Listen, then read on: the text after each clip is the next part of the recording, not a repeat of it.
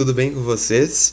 Aqui é o Thalisson e hoje, na nossa aula, a gente vai falar um pouco sobre a parte de listas, tuplas e dicionário dentro do Python.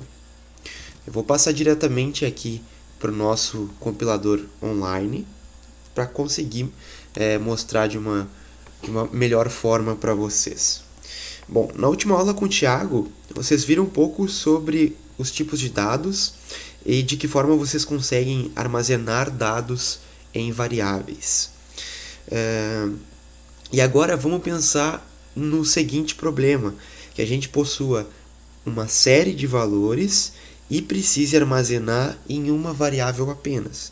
De que forma a gente pode fazer isso? E é aí que entra a ideia das listas, das tuplas e dos dicionários. Vamos começar falando então um pouco das listas. Aqui eu já botei a representação das três estruturas de dados, que são as listas, as tuplas e os dicionários. E a primeira coisa que eu já posso chamar a atenção de vocês é que as listas elas são representadas pelos colchetes, tá? E, bom, basicamente aqui dentro desses colchetes a gente vai ter então os dados, aquele mais de um dado que a gente gostaria de armazenar, a gente vai possuir, vai ter eles dentro dos colchetes, que daí vai de fato dizer que isso aqui é uma lista. Pode possuir aqui dentro quantos dados forem necessários. Se eu quiser incluir mais dados, não tem problema algum. Ó, aqui está sendo exibido os dados da minha lista e o tipo, que aqui é uma lista. Mais para frente a gente vai ver aqui a tupla e o dicionário. Eles são do tipo classe tupla e classe dict, que seria de dicionário. No dicionário, na lista, perdão, é possível que a gente insira novos dados e remova novos dados durante a execução, tá? Então, por exemplo, aqui para a lista, a gente tem uma função daquelas funções que já são prontas no Python. A gente também tem aqui a len, que eu falo um pouquinho mais para frente, mas a gente tem aqui aquela função, a função append, que vai inserir um novo valor nessa lista e vai inserir esse valor aonde? Ele vai inserir no final dessa lista. Então perceba que no momento que eu rodo essa linha de código aqui, eu vou fazer mais um print da lista para mostrar para vocês qual alteração acontece. No momento em que eu rodo, ele inseriu o valor 4 na última posição da minha lista. Ó. Percebam que eu também tenho a alternativa de inserir em outros lugares da minha lista, não somente no final. E para fazer isso, eu utilizo o insert. De que forma? Eu utilizo lista.insert e aí eu informo a posição em que eu quero inserir e o dado em que eu quero inserir. No meu caso, eu estou inserindo na posição 0 o dado de valor 4. No momento em que eu rodo isso, eu tenho aqui o 4 na minha posição 0. Outra função aqui que é bem importante é a função len. A função len ela nos retorna o tamanho da lista, ou seja, quantos dados possui dentro de uma lista. Se eu rodar aqui, como eu tenho 3 dados, ela me retorna o valor 3. Isso aqui a gente vai comentar um pouco melhor mais para frente, quando a gente falar da parte de funções próprias do Python, mas já de antemão eu ressalto a importância dessa funçãozinha len, tá bom?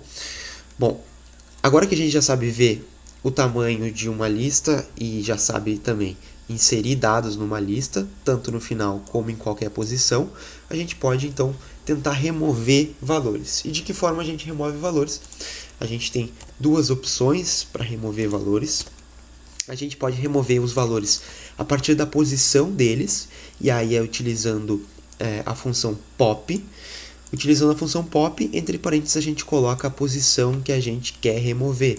Aqui eu estou utilizando a posição 1, então se eu rodar aqui, percebam, no início eu tenho os valores 1, 2 e 3, e como eu removi a posição 1, eu removi o valor 2, que seria o valor que está aqui, estaria no meio entre eles.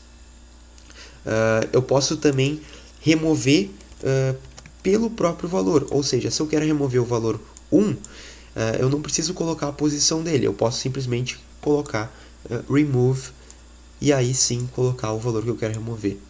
Se eu rodo isso aqui, então, eu deixo de remover o 2 e passo a remover o número 1. Se eu quero remover o 2, eu troco aqui. Demorou um pouco, mas aqui removeu o valor 2. Se eu quero remover o valor 3, também é só eu alterar o remove. Mas vocês podem ter percebido que eu utilizei aqui, por exemplo, a posição 0, a posição 1 e... Bom, no momento aqui, por exemplo, que eu utilizo a posição 1, o que era de se esperar era que a posição fosse essa aqui, né? Que eu removesse o número 1, mas acabou removendo o número 2. E por que isso? Isso acontece por uma convenção do Python. Acontece tanto para listas quanto para tuplas, em que se define, né, nesse tipo de estrutura de dados, que a nossa posição 0, que nossas estruturas de dados iniciam na posição 0. Então aqui, como a gente tem 1, 2, 3, a primeira parte aqui seria a posição 0, a segunda a posição 1, a terceira posição 2 e assim por diante. Então, se a gente quer buscar o primeiro elemento de uma lista, a gente vai buscar pela posição 0 e não pela posição 1. Isso é uma convenção do Python e só cabe a nós utilizar dessa forma, tá bem? Bom, vamos passar então para o entendimento da parte de tuplas. As tuplas, elas funcionam de forma semelhante às listas. A diferença é que aqui a gente não consegue alterar os valores que foram definidos anteriormente. Então, no momento em que a gente cria uma tupla, a gente já não consegue mais alterar os valores que estão lá dentro, seja inserir, seja alterar ou seja remover. Esses valores eles são imutáveis. Então aqui, por exemplo, se eu tentar inserir um dado, o dado de valor 4, em uma tupla, a gente vai obter um erro. E está aqui, ó. A gente não consegue inserir dados numa tupla. Mas bom, se funciona de forma igual a uma lista e eu não consigo alterar os dados, de que forma que eu posso utilizar então as tuplas no meu programa? Bom, a gente pode pensar então, em valores que sejam considerados nossas verdades absolutas, por exemplo, como os dias da semana que estão aqui, ou então como as estações do ano, como os meses do ano, que são coisas que não variam com o tempo. Então, se a gente quiser utilizar uma estrutura de dados mais adequada para esse tipo de dados, a gente pode então utilizar a nossa tupla, tá bem? Passando agora para a parte de dicionários, para a nossa última parte. Aqui eu criei um novo dicionário para exemplificar para vocês, mas o dicionário, eles são estruturas que mantêm sempre uma chave e um valor. Então, para cada chave, a gente vai ter um valor. Eu criei esse novo dicionário aqui embaixo para exemplificar um pouco melhor para vocês de que forma que isso funciona. Percebam que aqui as chaves que eu utilizei, as chaves elas sempre vêm antes do 2 pontos. E essa estrutura de dados aqui, ela se inicia sempre com as chaves, né? Então a gente tem entre chaves os nossos valores. Aqui a gente tem a chave separada por 2 pontos e o valor. A vírgula separando os dados, mais uma chave, 2 pontos e um novo valor. Percebam que se torna muito fácil a gente conseguir procurar coisas dentro dessa estrutura de dados. Se, por exemplo, eu quero obter o nome do meu cliente, basta que eu informe cliente e entre os colchetes aqui eu informe nome. E aí ele já me retorna um nome que está salvo ali. Por quê? Porque eu estou buscando por essa chave. Essa chave nome contém o valor João. Se eu quiser buscar pela idade dele e também pelo telefone dele, basta que eu informe a chave corretamente. No momento em que eu rodo isso, ele me informa aqui a idade e o telefone. Para inserir dados aqui também é bem simples, basta que a gente informe a estrutura de dados, essa estrutura que a gente está utilizando no nosso dicionário. Aqui entre colchetes a gente coloque a nossa chave, o igual e defina o nosso valor. Se eu rodar isso aqui agora, eu vou dar mais um print aqui embaixo para exibir. Então eu inseri o sexo masculino aqui nesse nosso cliente que a gente tinha criado. Se a gente quer remover um dado, também é bem simples. Eu vou aqui mostrar utilizando o pop.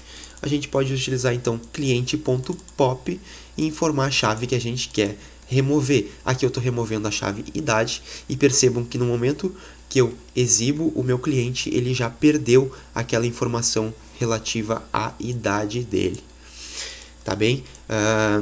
Algumas considerações finais aqui. Percebam sempre que as listas são representadas aqui pelos colchetes. As tuplas são representadas pelos parênteses. E o dicionário é representado sempre pelas chaves. As listas são mutáveis, então a gente consegue adicionar, remover e alterar valores. As tuplas são imutáveis, a gente não consegue fazer isso. E o dicionário serve para o nosso par de chave e valor. Serve para facilitar essa busca entre uma chave dentro de um dicionário. Tá bem? Bom, essa foi a nossa aula, um pouquinho mais extensa sobre a parte de listas, tuplas e de dicionário.